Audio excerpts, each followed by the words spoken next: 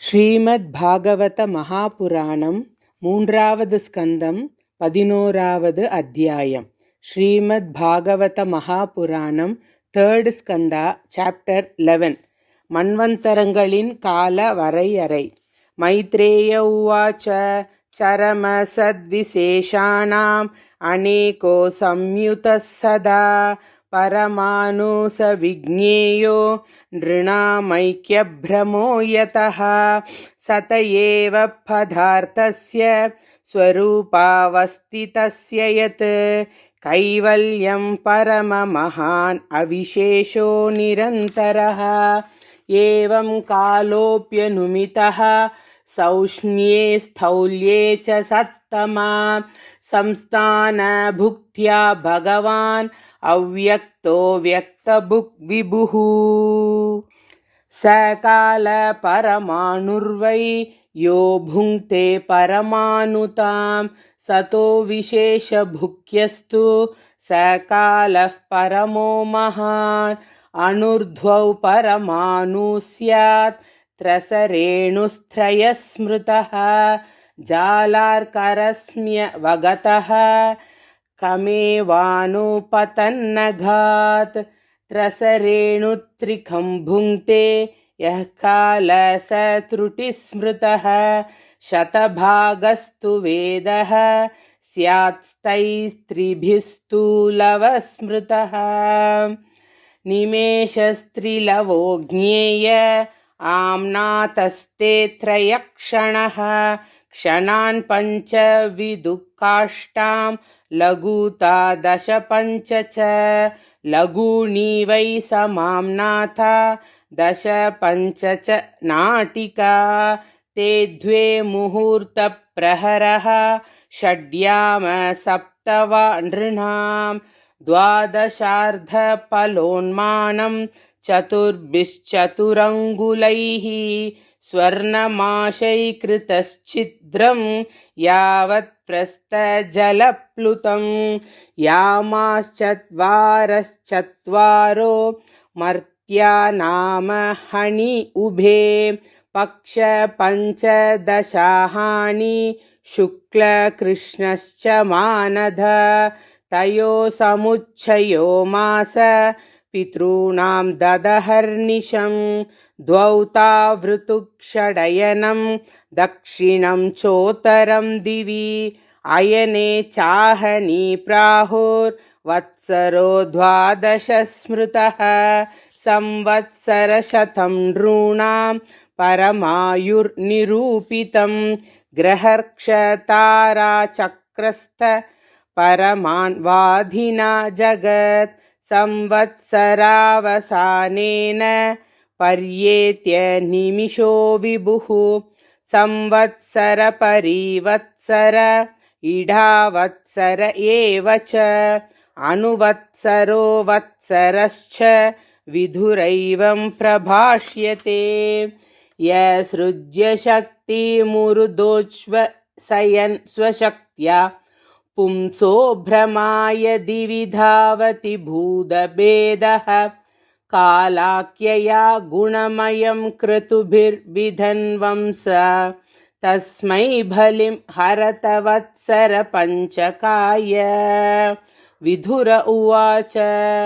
ಪಿತೃದೇವ ಮನುಷ್ಯಾಣಾಂ ಆಯುಃ ಪರಮಿಧಂ ಸ್ಮೃತಂ ಪರೇಷಾಂ ಗದಿಮಾ ಚಕ್ಷ್ವ ಯೇಸ್ಯು ಕಲ್ಪಾತ್ ಬಹಿರ್ವಿದಃ ಭಗವಾನ್ ವೇದ ಕಾಲಸ್ಯ ಗತಿಂ ಭಗವತೋ ನನು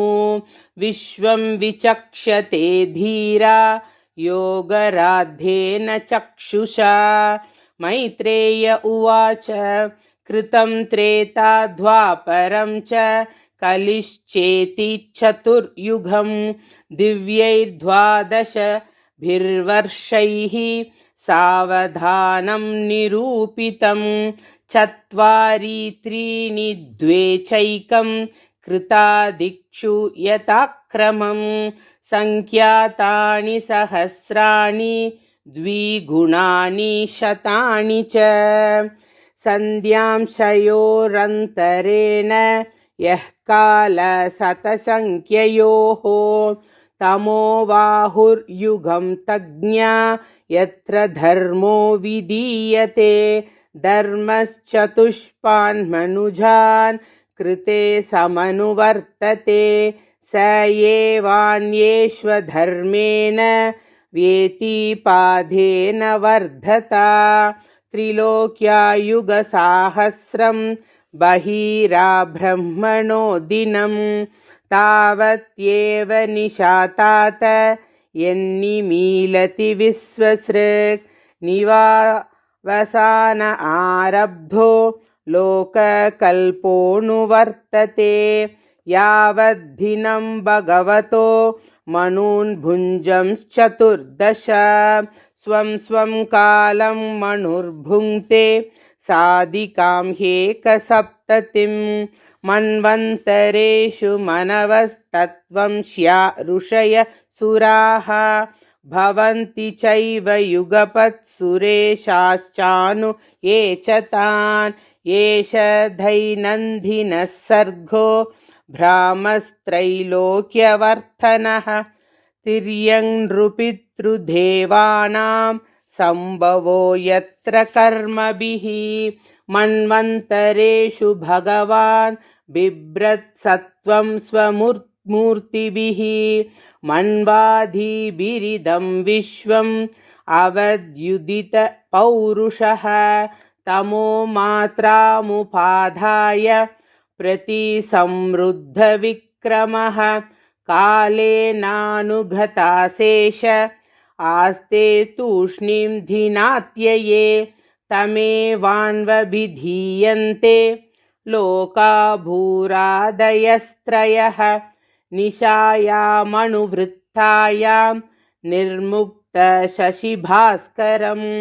त्रिलोक्यां दह्यमानायां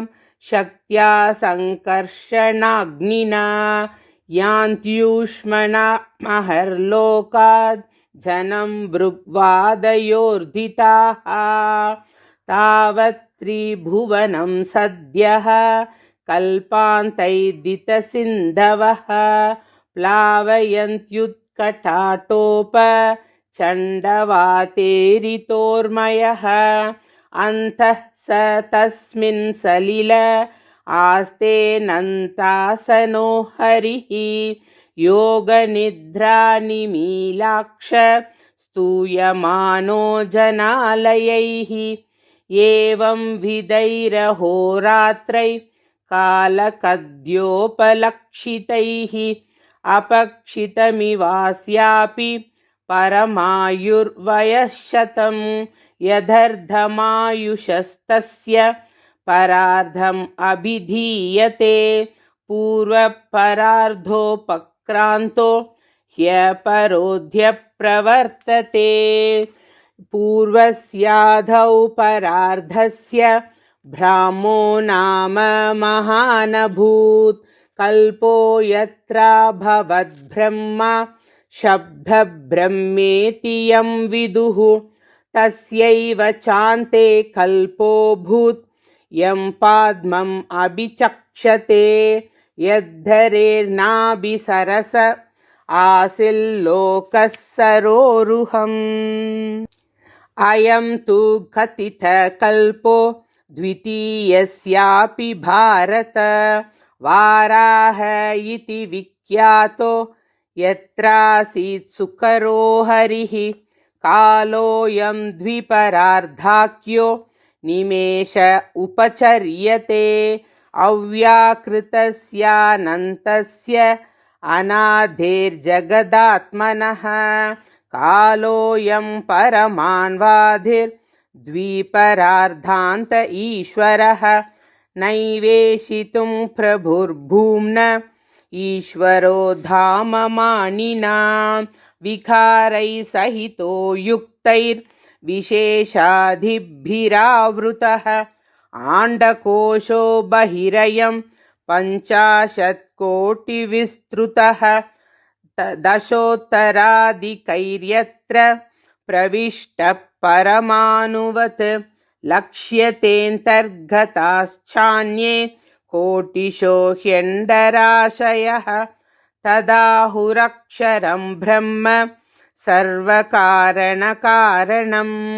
विष्णोर्धाम परं साक्षात् पुरुषस्य महात्मनः. ஸ்ரீமத்பாகவத மகாபுராணம் 3வது ஸ்கந்தத்தில் 11வது அத்தியாயம் சம்பூர்ணம். கோபிகா ஜீவனஸ்மரணம் கோவிந்தா கோவிந்தா நாராயண அகில குரு பகவன் நமஸ்தே.